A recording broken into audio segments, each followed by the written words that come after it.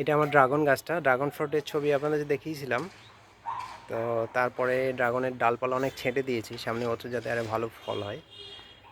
তো ওই সময় আমি প্রায় 2 মাস আগে ওই ড্রাগন গাছের গোড়ায় শশা গাছ লাগিয়েছিলাম, শশা হয়েছিল, এখন আর একটা শশা হয়েছে। এই শশাটা দেখা যাচ্ছে, ওই শশাটা আজকে তুলবো।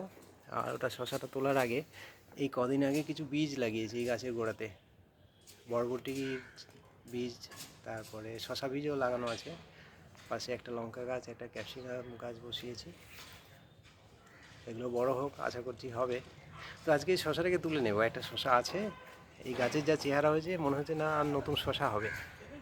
শশাটা এটা আমাদের কত নম্বর শশা বাবা? 3 নম্বর না 4 নম্বর? 4 নম্বর শশা। 4টে শশা হলো, এইটুকু গাছ। গাছটার হাইট আর কত হবে? 4-5 ফুটের হাইট।